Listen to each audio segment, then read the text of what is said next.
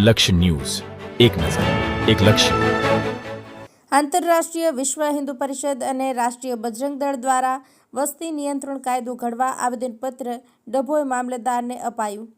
દેશમાં વધતી વસ્તીના કારણે ઊભા થતા ગંભીર જોખમો અને અવ્યવસ્થાના દુષ્પરિણામને લઈને આંતરરાષ્ટ્રીય વિશ્વ હિન્દુ પરિષદ અને રાષ્ટ્રીય બજરંગ દળ દ્વારા વસ્તી નિયંત્રણ માટે અમે બે અમારા બે જેવો કડક કાયદો અમલમાં લાવી સમૃદ્ધ અને વિકસિત ભારત બને તેવી માંગ સાથે આંતરરાષ્ટ્રીય વિશ્વ હિન્દુ પરિષદ અને રાષ્ટ્રીય બજરંગ દળ દ્વારા ડભોઈ મામલતદારને આવેદનપત્ર આપ્યું હતું.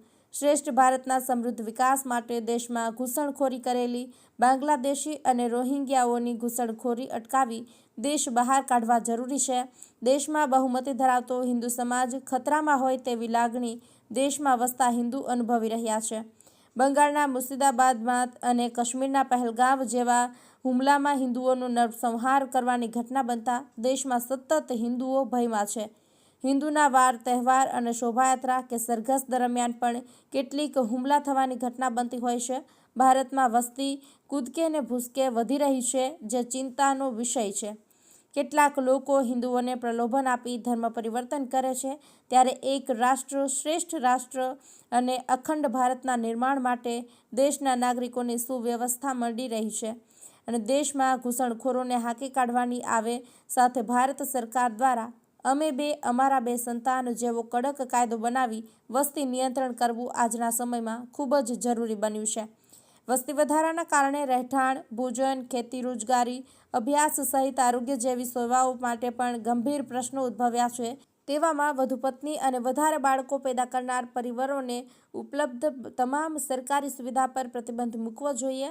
આ માટે સરકાર કડક કાયદો બનાવી ભારત વિકસિત રાષ્ટ્ર બનવાનું સ્વપ્ન પૂર્ણ કરે તેવી અપેક્ષા સાથે વડોદરા જિલ્લા સંરક્ષણ મંત્રી સુરેશભાઈ પટેલ, વિભાગ સંરક્ષણ મંત્રી ગિરીશભાઈ પંચાલની આગેવાનીમાં ડભોઈ મામલતદાર PR સંગાડાને આવેદનપત્ર સુપરત કરવામાં આવ્યું હતું. આ પ્રસંગે ડભોઈ બજરંગ દળના આગેવાનો પણ ઉપસ્થિત રહ્યા હતા.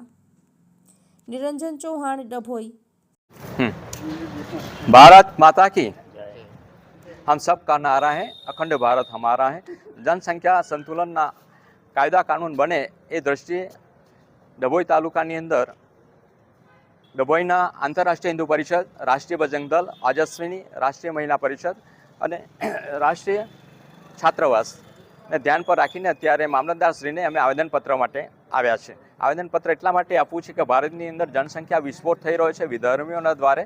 જે દ્રષ્ટિએ કાયદા કાનૂનની દ્રષ્ટિએ પ્રશાસન પણ આ કાયદાને ધ્યાન પર રાખીને કાયદો બનાવે, જનસંખ્યા સંતુલનનો કાયદો બનાવે, જેના કારણે ભારત વર્ષની અંદર જે વિટંબના આવી રહી છે, આંતરિક રીતે અને બાહ્ય રીતના પણ ખૂબ મોટી વિટંબના આ ભારત દેશની અંદર થઈ રહી છે, વિધર્મીઓ દ્વારા થઈ રહી છે, જેને કારણે અમે બે હમારા 12 ને હમારા 20 એ દ્રષ્ટિએ આ જનસંખ્યાનું સંતુલન થઈ રહ્યું, જેના કારણે આ કાયદો બને અને આ કાયદાની અંદર એટલી પણ વ્યવસ્થા કરે કે જો એની ઉપર જે જઈ રહ્યા છે તે લોકોને પણ શિક્ષાત્મક પગલાં લે અને એ લોકોને પણ આ દેશની અંદર મતાધિકારથી પણ દૂર રાખે. એટલું જ નહીં, શિક્ષણની સાથે સાથે વહીવટની દ્રષ્ટિએ પણ એમને એક ભાગરૂપે જેની લિમિટેશન આપે કે આ દ્રષ્ટિએ નહીં ચાલે એવા લોકોને પણ સજાના પાત્ર રહેશે અને આ પાત્રની અંદર આ સ્થિતિનું નિર્માણ થશે, જેના કારણે આંતરરાષ્ટ્રીય હિન્દુ પરિષદ અત્યારે જનસંખ્યા નિયંત્રણ માટેના કાયદાના દૃષ્ટિએ આવેદનપત્ર માટે અહીંયા ડભોઈ તાલુકાના મામલતદારશ્રીને આપવા માટે આવ્યા છે અને તાલુકાની ટીમ પણ અહીંયા ઉપસ્થિત છે. જય શ્રી રામ.